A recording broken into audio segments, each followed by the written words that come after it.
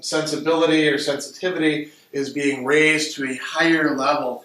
And Hegel makes a little aside here at this point, which is rather telling. And I think it's something that applies well to his own time, but we might also consider how people use this sort of terminology, not Latin terminology, but other terminology in our own time. So he says, these are expressions which translate sensuous facts into Latin. Now, that's an interesting thing to say. They're not translating sensuous facts into the notion, or even into the objects of the understanding per se.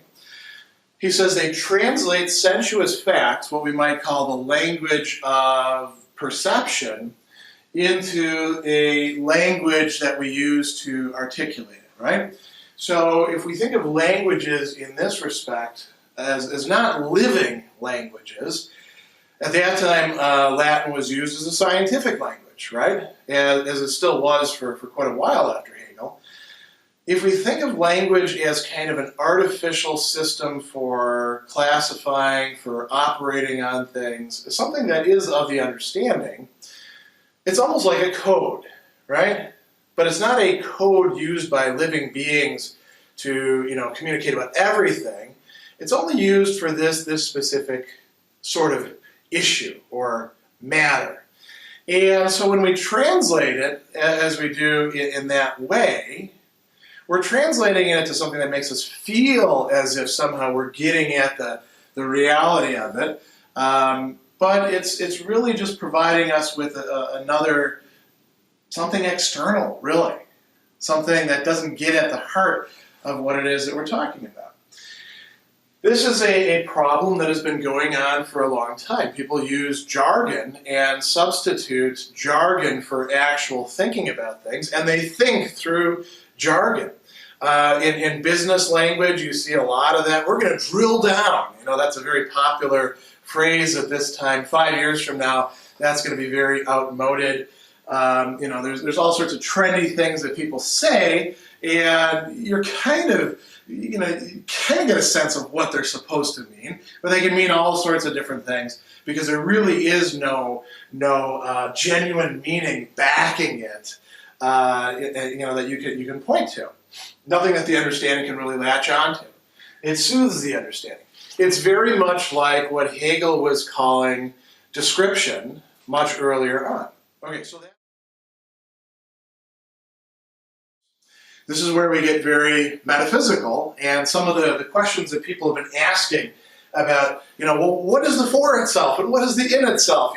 Oftentimes trying to aim for something with as simple as what Sartre said about it, in being and nothingness. I've always responded, look, for itself and in itself don't always mean exactly the same thing in every context, but this is one where we see something like the core of the for itself, in terms of consciousness at least, or in terms of responsiveness to itself, and in itself. Life affords it a kind of freedom from determinism, a sort of a temporary freedom from determinism, because it is intermeshing with a determined and deterministic outside environment that it has to somehow fit into. As a side note, too, by the way, if you want to see somebody who really took these sorts of thoughts quite seriously in a somewhat different context, another dialectical philosopher who's sometimes called the French Hegel or the Catholic Hegel, you would want to take a look at Maurice Blondel's L'Action 1893, because he is dealing with the same sort of problematic there at a number of different levels. The freedom and determinism understood in a different sense. Not in the sense that we do in philosophy of action, where freedom and determinism are somehow polar opposites or somehow perhaps compatible, but in a much more nuanced manner. All right, so freedom, that is, you might say, not just being exercised in relation to being in itself, but is actually being produced. We often, this is another aside, but so I have lots of asides in this commentary here, but you'll forgive me for that. We often think of freedom as something like a property that you have, like you have a certain amount of freedom, and then you dispose of it, like you spend your monthly income, or you eat the amount of food that's in your pantry, right? Freedom isn't really like that. Freedom exists in part through its exercise, which creates that very freedom. And you can say, what is it created out of? And, in some respects, you can say, well, nothing. I mean, this is where somebody like Heidegger in What is Metaphysics is getting at something very, very fundamental. And that's a side note. Let's come back to this. But I think it's important to keep in mind so we don't have the wrong conception of freedom, or rather an inadequate conception of freedom. So, we often think of, and this is a little bit of a digression, but it's worth reflecting on here. We often think of life as something that's sort of extra. It's added on to inorganic nature. It emerges out of it, perhaps, or it's an extra property. Hegel doesn't see things that way. And this, in a certain respect, represents a more ancient view, I would say, that says that the higher is really the origin of the lower, not the other way around.